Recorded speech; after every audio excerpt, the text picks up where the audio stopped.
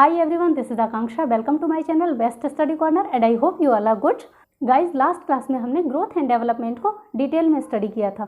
आज हम principles of growth and developmental disorders means वृद्धि व विकास के सिद्धांत तथा विकासात्मक विकारों को डिटेल में स्टडी करेंगे.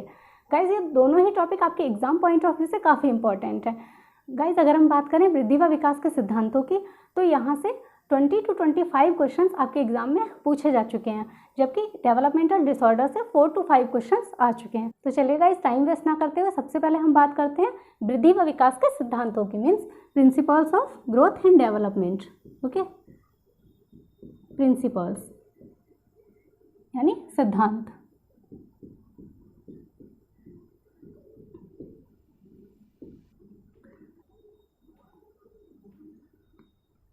तो गाइस, फर्स्ट प्रिंसिपल है प्रिंसिपल ऑफ कॉन्टिन्यूटी.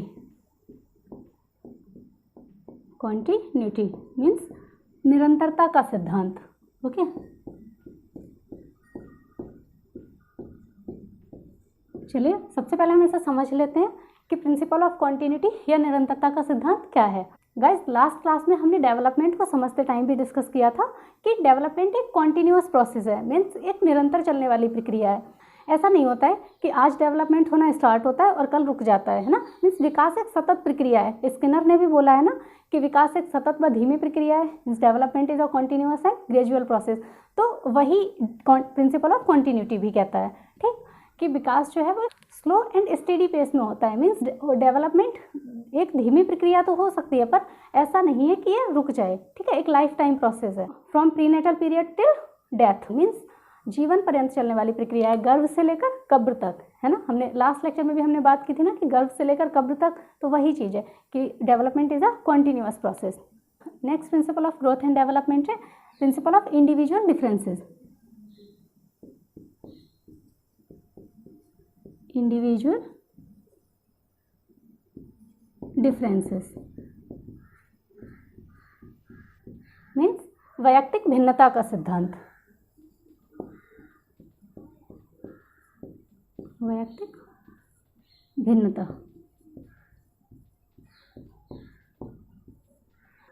चले गाइस, हम एक बार इसको भी समझ लेते हैं. गाइस, डेवलपमेंट जो है वो पर्सन टू पर्सन वेरी करता है. मीन्स अलग अलग व्यक्तियों के लिए अलग अलग होता है. जैसे शारीरिक रूप से भी सारे व्यक्ति अलग अलग होते हैं, है ना. कोई भी दो लोग समान नहीं होते. ऐसे मानसिक रूप से अगर हम बात करें तो सभी अलग अलग होते हैं. कोई भी दो व्यक्ति जो है वो शारीरिक, मानसिक, सामाजिक रूप से समान नहीं हो सकते. तो ये क्या है? प्रिंसिपल ऑफ इंडिविजुअल डिफरेंसेस में व्यक्तिक भिन्नता का सिद्धांत. Okay, next principle of development है principle of uniform pattern. Uniform pattern means समान प्रतिमान का सिद्धांत.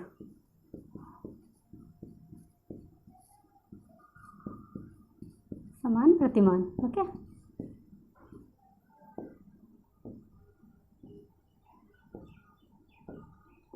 प्रिंसिपल ऑफ यूनिफॉर्म पैटर्न क्या है ना. मीन्स समान प्रतिमान का सिद्धांत कैसे है, तो चलिए हम देख लेते हैं.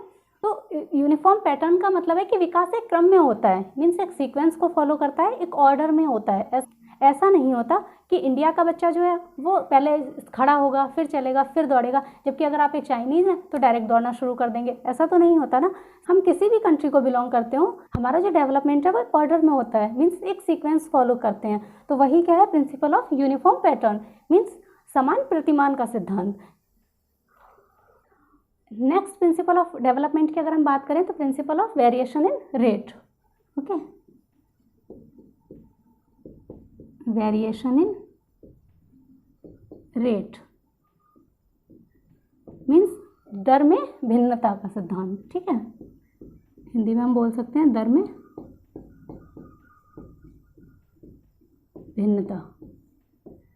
चलिए तो हम समझ लेते हैं कि रेट में वेरिएशन से क्या तात्पर्य है. ठीक है, दर में भिन्नता का मतलब है कि डेवलपमेंट जो है वो एक क्रम में तो हो रहा है. ठीक है, मीन्स आप एक सीक्वेंस को तो फॉलो कर रहे हैं, पर जो इसकी रेट होती है वो सेम नहीं होती है ना. रेट डिफरेंट होती है. फॉर एग्जाम्पल, जब हम स्टेजेस ऑफ चाइल्ड डेवलपमेंट को डिस्कस करेंगे तब हम समझेंगे कि इन्फेंसी स्टेज जो होती है उसमें डेवलपमेंट बहुत तेज़ी से होता है. लेकिन बाल्यावस्था में विकास की जो गति है वो थोड़ी धीमी हो जाती है ना। फॉर द एडोलेसेंस में यानी किशोरावस्था में ये फिर से बहुत तेज़ी से होता है। तो हम कह सकते हैं कि इसकी जो रेट होती है वो डिफरेंट होती है, ठीक है, जबकि इसका जो ऑर्डर है वो सभी के लिए सेम रहता है। ओके गाइज, अगर हम नेक्स्ट प्रिंसिपल ऑफ डेवलपमेंट की बात करें तो वो है principle of general to specific responses. General to specific responses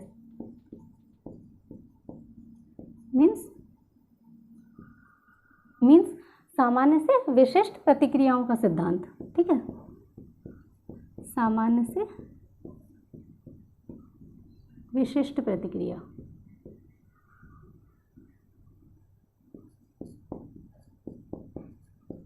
अब आपको लग रहा होगा कि सामान्य से विशिष्ट प्रतिक्रिया क्या है ना।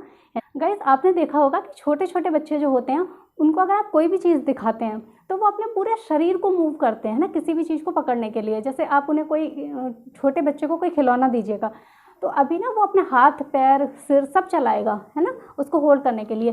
लेकिन जैसे जैसे वह बड़ा होगा, ठीक, तो उसको ये चीज़ समझ में आने लगेगी कि नहीं, किसी चीज़ को पकड़ने के लिए हमें हाथ का रिस्पॉन्स देना होता है, और फिर वह उसको पकड़ने के लिए सिर्फ हाथ की प्रतिक्रिया देगा, पूरी बॉडी की नहीं। तो यही क्या है, principle of general to specific response. Okay, next principle of development की बात करते हैं तो वो है principle of differentiation and integration. Differentiation and integration. Okay, means विभेद व एकीकरण का सिद्धांत। विभेद व एकीकरण।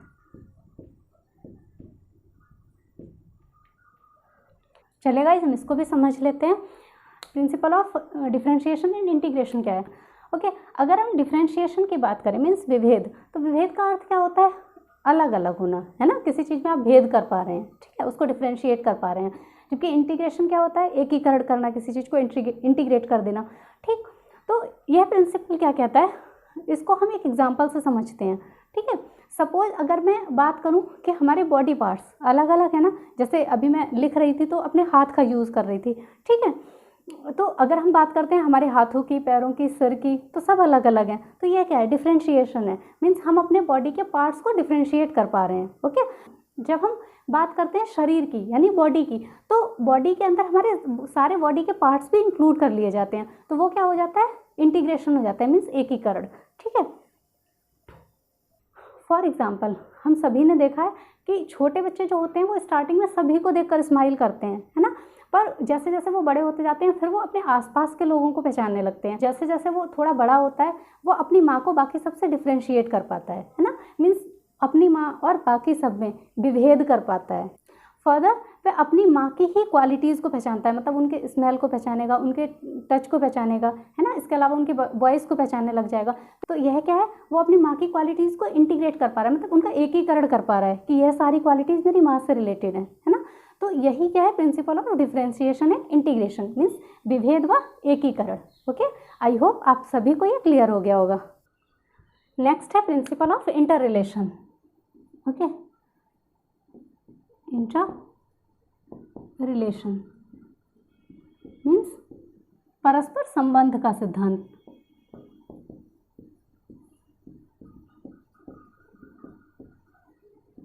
चलेगा, इसको भी हम समझ लेते हैं।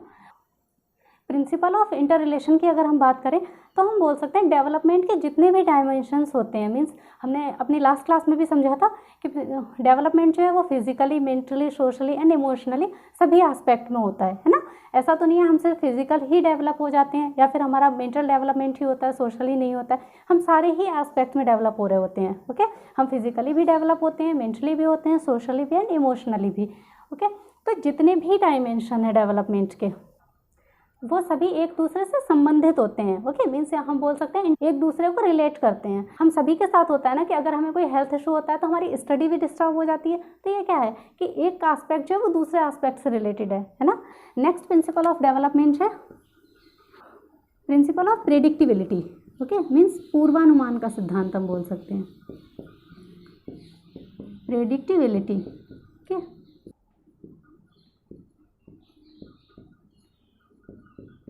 पूर्वानुमान। डेवलपमेंट ऑफ प्रेडिक्टिबिलिटी क्या है कि विकास जो है उसको आप प्रेडिक्ट कर सकते हैं, ठीक है। आप एग्जैक्टली तो प्रेडिक्ट नहीं कर सकते पर अप्रॉक्सीमेटली हम प्रेडिक्ट कर सकते हैं इसको। अक्सर छोटे बच्चों को देखकर बोला जाता है ना कि बड़े होकर बड़ा इंटेलिजेंट होगा, तो ये क्या है कि आप प्रेडिक्ट कर रहे हो, है ना। एग्जैक्टली तो कोई नहीं बता सकता कि वो इंटेलिजेंट होगा या नहीं होगा, बट या हम प्रेडिक्ट कर सकते हैं इसको, ओके। तो यही क्या है, डेवलपमेंट ऑफ प्रेडिक्टिबिलिटी यानी पूर्वानुमान का सिद्धांत। हम सभी ने एक प्रोवर्ब सुनी होती है ना, coming event cast their shadows, means पूत के पाँव पालने में दिखाई देते हैं। तो ये प्रोवर्ब किससे रिलेटेड है, ये प्रेडिक्टिबिलिटी से ही रिलेटेड है। आप पहले से अनुमान लगाते हैं, है ना। चलिए नेक्स्ट प्रिंसिपल ऑफ डेवलपमेंट की अगर हम बात करते हैं तो वो है प्रिंसिपल ऑफ डेवलपमेंटल डायरेक्शन।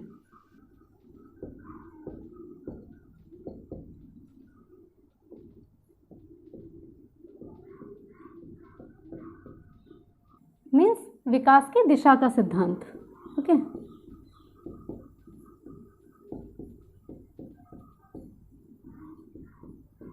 अब प्रिंसिपल ऑफ डेवलपमेंटल डायरेक्शन यानी विकास की दिशा का सिद्धांत क्या है, तो डेवलपमेंट जो है वो एक दिशा को फॉलो करता है, एक डायरेक्शन को फॉलो करता है, ठीक है। अगर गाइस हम डेवलपमेंटल डायरेक्शन की बात करें मीन्स विकास की दिशा, ठीक है, तो वो होती है सिफेलोकॉर्डल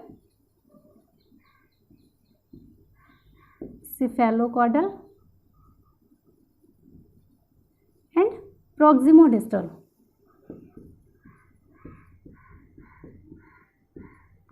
ओके। सिफेलोकॉर्डल की अगर हम बात करें तो मीन्स डेवलपमेंट जो है वो सिर से पैर की तरफ होता है, means head to toe, okay. इसको मैं लिख देती हूँ, हेड टू टो। जबकि अगर हम बात करते हैं प्रॉक्सिमोडिस्टल की, ओके, तो यह कैसे होता है, फ्रॉम सेंटर टू आउटवर्ड और centre to periphery, centre to outward, okay, means केंद्र से परिधि की ओर। चलिए तो हम इनको समझ लेते हैं। अगर हम बात करते हैं सिफेलोकॉर्डल की, फ्रॉम हेड टू टो कैसे डेवलपमेंट होता है, चलिए हम इसकी बात कर लेते हैं। गाइस आपने नोटिस किया होगा ना कि छोटे बच्चों को गोद में लेते टाइम उनके सिर पर हाथ लगा लिया जाता है ना। उसका रीज़न क्या होता है कि अभी वो अपने सिर को सपोर्ट नहीं दे सकते, ठीक है, मीन्स उनका कंट्रोल नहीं होता है अभी अपनी बॉडी के ऊपर, ओके। जैसे जैसे वो बड़े होते जाते हैं तो वो अपने हेड को सेल्फ कंट्रोल कर लेता है। हेड को कंट्रोल करने के बाद जो बच्चा होता है उसका कंट्रोल हाथों पे होता है, ठीक है, अपने हाथों को कंट्रोल कर पाता है और उसके बाद अपने पैरों को कंट्रोल करना सीखेगा, ठीक। तो ये क्या है, principle of cephalocaudal, means development कैसे होता है, सिफेलोकॉर्डल डायरेक्शन में होता है, means from head to toe होता है। प्रॉक्सिमोडिस्टल की अगर हम बात करें तो from centre to outward, means सबसे पहले स्पाइनल कॉर्ड डेवलप होती है, then hand and legs and then fingers, okay, means सबसे पहले रीढ़ की हड्डी, फिर हमारे हाथ पैर। हाथ पैरों में भी अगर हम बात करें तो हमारी उंगलियां, पहले हमारे हाथ विकसित हो जाते हैं, उसके बाद हमारी उंगलियां जो हैं वो डेवलप होती हैं। तो यह क्या है, principle of proximodistal, okay. Guys next principle of development है, development is spiral and not linear, okay, spiral not linear, means विकास लंबवत ना होकर वर्तुलाकार होता है, ठीक, लंबवत ना होकर वर्तुलाकार, ठीक। तो इससे हमारा क्या मतलब है कि विकास लंबवत नहीं होता, वर्तुलाकार होता है, मीन्स। तो गाइस हम पहले भी समझ चुके हैं कि development slow and steady pace में होता है, मीन्स निरंतर होता है और धीमी गति से होता है ना। ऐसा तो नहीं होता, और ऐसा भी नहीं होता है कि अगर धीमी गति से हो रहा है तो हमेशा धीमी गति से होता रहेगा, है ना। थोड़ी देर पहले ही जब हमने बात की थी वेरिएशन इन रेट, तब हमने समझा था कि डेवलपमेंट जो है वो डिफरेंट स्टेजेस में डिफरेंट रेट से होता है ना। कभी बहुत तेज़ी से होता है और कभी स्लो पेस में होता है। तो वही चीज़ है कि लंबवत न होकर वर्तुलाकार है, मीन्स अगर मैं आपको समझाना चाहूँ डेवलपमेंट इस टाइप से होता है, ठीक, मीन्स सपोज कि डेवलपमेंट का जो प्रोसेस है वो यहाँ से स्टार्ट हुआ, ठीक है, फिर ये होता चला जाएगा एंड कुछ टाइम तक तेज़ी से होने के बाद ये इसका जो प्रोसेस है वो स्लो हो जाता है, ठीक है, धीमी गति से होने लगता है, और फिर जितने भी चेंजेस आपके आए हैं वो सारे फिक्स हो जाएंगे स्लो होने के बाद, एंड अगेन फिर से ये तेज़ होने लगेगा, फिर बैक होगा, स्लो होगा, एंड फिर तेज़ी से होने लगेगा। तो यही प्रोसेस लाइफ टाइम चलता रहता है, ठीक है, तो ये स्पाइरल है, लीनियर नहीं है। Okay, next principle of development की अगर हम बात करते हैं तो वो है interaction of heredity and environment. Okay, interaction of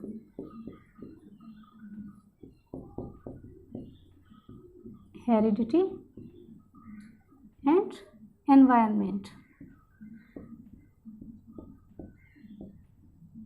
means वातावरण व आनुवंशिकता की अंतःक्रिया, वंशानुक्रम व वातावरण की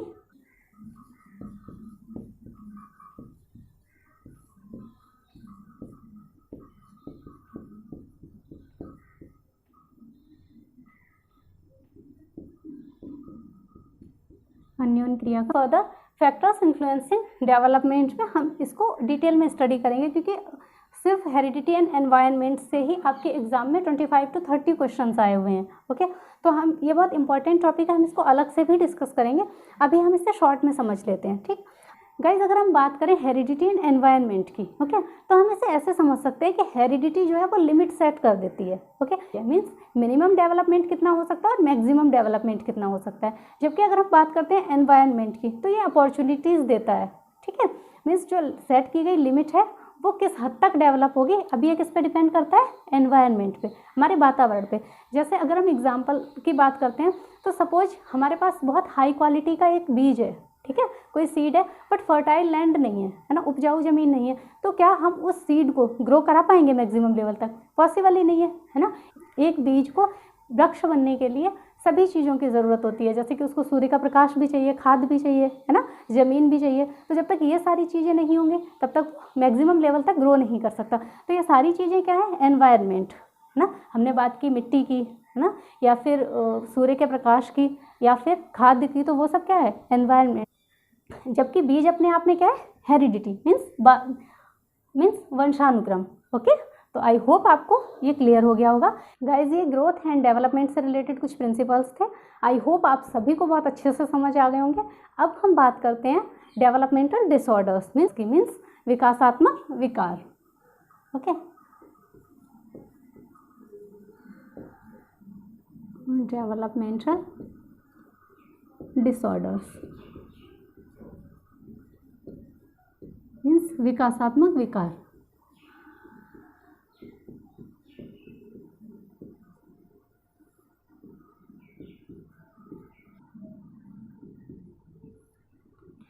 गाइस, आपके एग्जाम में 4 to 5 क्वेश्चंस इस टॉपिक से पूछे जा चुके हैं, तो चलिए 1 by 1 हम इन्हें डिस्कस कर लेते हैं। ओके, सबसे पहले अगर डिसऑर्डर की मैं बात करूं तो वो है ऑटिज्म। ऑटिज्म यानी हिंदी में हम इसे स्वलीनता या आत्म-विमोह भी कहते हैं, आत्म-विमोह।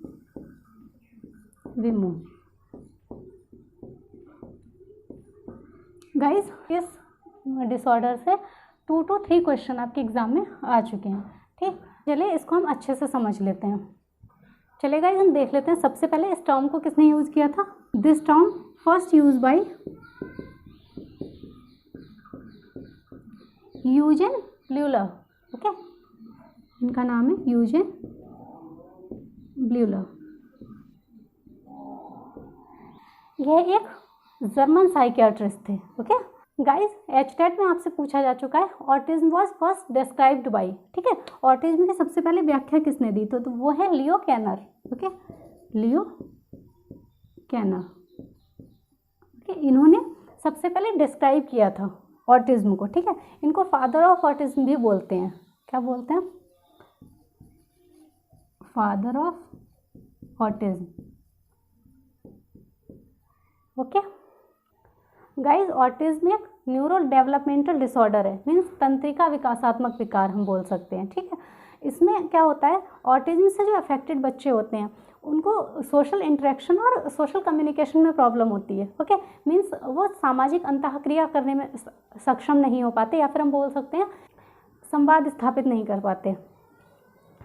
हम सभी अपनी बातें दूसरों को समझा पाते हैं और दूसरों की बातों को समझ पाते हैं, है ना, पर ऑटिज्म से अफेक्टेड बच्चों को इन चीज़ों में प्रॉब्लम होती है। वो कुछ रिपीटेटिव और रेस्ट्रिक्टेड बिहेवियर्स करते हैं, मीन्स रिपीटेटिव एक्शंस, जैसे कि हम बोल सकते हैं अपने हाथों को बार बार फ्लैप करना, है ना, मीन्स हाथों को हिलाना, ठीक। इसके अलावा बॉडी को आगे पीछे मूव करना, किसी चीज़ को उठाएंगे बार बार उसको पलटेंगे, ओके। तो ये सारे जो एक्शंस हैं वो किनके होते हैं, ऑटिज्म से अफेक्टेड बच्चों के होते हैं। गाइस ये चाइल्डहुड से रिलेटेड प्रॉब्लम है, मीन्स बचपन से रिलेटेड प्रॉब्लम है, ओके। गाइस 1985 में, ओके, मीन्स 1985 में Andy Bondy and Lori Frost, ठीक है, इन्होंने ऑटिज्म से अफेक्टेड बच्चों के लिए एक सिस्टम डेवलप किया जिसका नाम क्या है, इसको हम PECS के नाम से जानते हैं। अगर फुल फॉर्म की बात करें तो है पिक्चर एक्सचेंज कम्युनिकेशन सिस्टम, ठीक है, कम्युनिकेशन सिस्टम, ओके। तो इस सिस्टम को डेवलप किसने किया था, एंडी बॉन्डी और लॉरी फर्स्ट ने। गाइस इसमें ऑटिज्म से अफेक्टेड बच्चों को कुछ पिक्चर्स शो कराई जाती हैं यह जानने के लिए कि वो क्या सोच रहे हैं, ओके। जैसे सपोज अगर हमें पता करना है कि बच्चा भूखा है या नहीं, तो हम उसको ब्रेड की पिक्चर दिखाएंगे यानी रोटी की, और उसका जो रिएक्शन आएगा उससे पता करेंगे कि उसको भूख लगी है या फिर नहीं, ओके। गाइस HTET में आपसे यह भी पूछा जा चुका है कि ऑटिज्म से अफेक्टेड बच्चों के लिए कौन सा मेथड यूज़ किया जाता है, तो वहाँ आपको 4 ऑप्शन दिए हुए थे जिसमें एक आपका यह भी था, पिक्चर एक्सचेंज कम्युनिकेशन सिस्टम, तो आपका आंसर यही हो जाएगा, ओके। गाइस ये ऑटिज्म से रिलेटेड कुछ इंपॉर्टेंट पॉइंट्स थे जो आपके एग्जाम पॉइंट ऑफ व्यू से इंपॉर्टेंट है, ओके। नेक्स्ट डेवलपमेंटल डिसऑर्डर है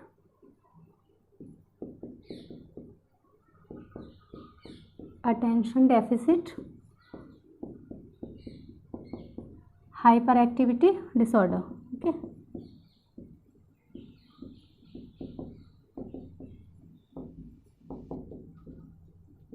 डिसऑर्डर हिंदी में अगर हम बोलना चाहें तो हम बोल सकते हैं न्यून अवधान सक्रिय विकार, न्यून अवधान सक्रिय विकार। यह भी चाइल्डहुड से रिलेटेड प्रॉब्लम है, ओके, बचपन से संबंधित है।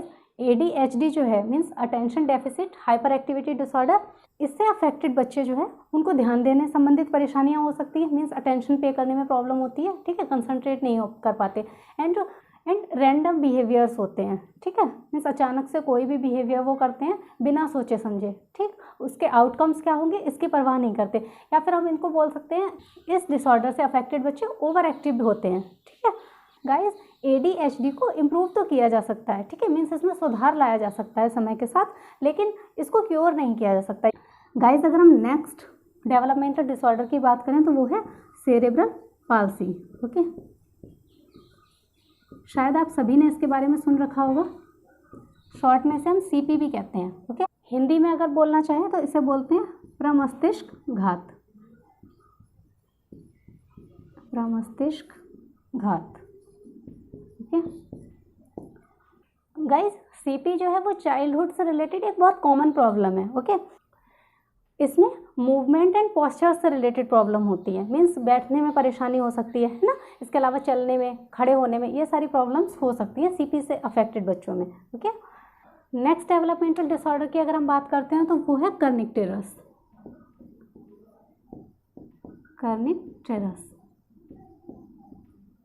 गाइज हिंदी में मुझे नहीं पता इसे क्या कहते हैं, अगर आप लोग को कहीं मिल जाता है तो मुझे कमेंट सेक्शन में बताइएगा, ओके। गाइज यह एक टाइप का ब्रेन डैमेज है, यानी मानसिक क्षति है जो हमारे ब्लड में बिलिरुबिन का स्तर उच्च हो जाने की वजह से होता है, मीन्स उसका लेवल हाई होने की वजह से। बिलिरुबिन की अगर हम बात करते हैं, बिलिरुबिन तो यह एक येलो पिगमेंट होता है, ठीक है, या येलो पिगमेंट, ठीक। इसको कौन प्रोड्यूस करता है, तो हमारा लिवर प्रोड्यूस करता है, हालांकि एक साइंस से रिलेटेड क्वेश्चन है, पर चलिए मैंने नॉलेज के लिए आपके साथ शेयर कर लिया। तो जब बिलिरुबिन का लेवल जो है हाई हो जाता है हमारे ब्लड में, तब ये प्रॉब्लम होती है कर्निक्टेरस। ओके, इससे रिलेटेड प्रॉब्लम में क्या होता है कि बॉडी जो है वो रिजिड हो जाती है, मीन्स बहुत ज़्यादा कठोर हो जाएगी। ठीक है, इसमें भी पॉस्चर रिलेटेड प्रॉब्लम्स हो सकती हैं। ओके, इसके अलावा इसमें hearing related problem and vision related problems हो जाती हैं, मीन्स देखने संबंधित समस्याएं और सुनने संबंधित समस्याएं हो सकती हैं। ओके, चले गाइस, अब हम next and last developmental disorder को देख लेते हैं। तो वो है टॉरेट सिंड्रोम।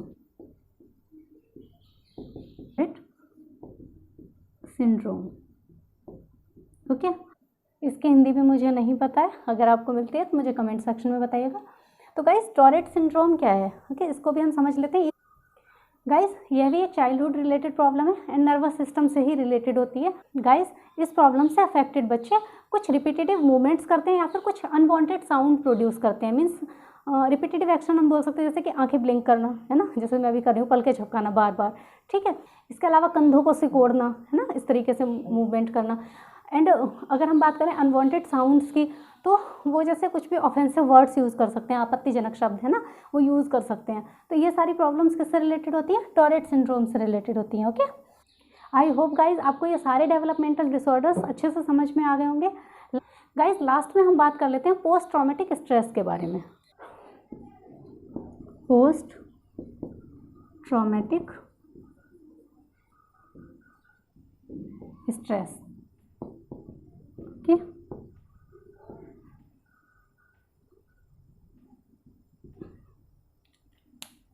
गाइस, इसको ज़रूर याद रखिएगा, यह एक डेवलपमेंटल डिसऑर्डर नहीं है। डेवलपमेंटल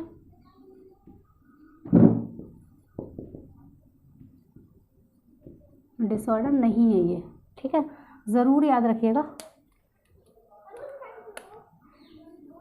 इसको ज़रूर याद रखिएगा। ठीक है, कि ये नहीं है। ओके, सीटेट 2015 में आपसे पूछा गया था कि कौन सा एक डेवलपमेंटल डिसऑर्डर नहीं है, तो वहाँ पे यह एक डेवलपमेंटल डिसऑर्डर नहीं था, जबकि बाकी 3 आपको दिए थे, जो ऑटिज्म, ओके, इसके अलावा ADHD एंड CP, ये तीनों ही डेवलपमेंटल डिसऑर्डर हैं एंड पोस्ट ट्रॉमेटिक स्ट्रेस नहीं है। तो गाइज, मैंने नॉलेज के लिए आपके साथ शेयर किया कि ये नहीं है। पोस्ट ट्रॉमेटिक स्ट्रेस क्या होता है? यह एक मेंटल हेल्थ कंडीशन है जो किसी भी दर्दनाक घटना के परिणाम स्वरूप होती है। मीन्स अगर अब इसके सिम्टम्स की बात करें तो फ्लैशबैक्स या फिर नाइटमेयर, मीन्स बार बार इवेंट के बारे में याद आना, है ना, या फिर बुरे सपने आना। ठीक, इसके अलावा आपका अपने विचारों पर नियंत्रण ना हो पाना, मीन्स आप नहीं चाहते हैं फिर भी आप उसी घटना के बारे में सोचे जा रहे हैं। तो यह सारे सिम्टम्स किसके होते हैं? पोस्ट ट्रॉमेटिक स्ट्रेस के होते हैं। ओके, तो आई होप गाइज आपको पोस्ट ट्रॉमेटिक स्ट्रेस क्लियर हो गया होगा। आई होप गाइज आपको principles of development and developmental disorders अच्छे से समझ में आ गए होंगे। अगर एग्जाम में यहाँ से क्वेश्चन आता है तो आप गलत नहीं करेंगे। गाइस, मैं आपसे एक रिक्वेस्ट करना चाहूँगी कि जो भी टॉपिक मैं आपको कराती जा रही हूँ उससे रिलेटेड प्रीवियस ईयर क्वेश्चंस को आप सॉल्व किया कीजिए, जिससे कि आप कॉन्फिडेंट फील कर पाएंगे, है ना, एंड एग्जाम में अच्छा स्कोर करेंगे। तो गाइस, आज के लिए हम इतना ही रखते हैं। नेक्स्ट क्लास में हम child development and stages of child development को डिस्कस करेंगे। ओके गाइज, आई होप आपको वीडियो पसंद आई होगी। तो अगर आपने वीडियो को एंजॉय किया है तो प्लीज़ इस वीडियो को ज़्यादा से ज़्यादा लाइक, शेयर एंड सब्सक्राइब कीजिए। Thank you.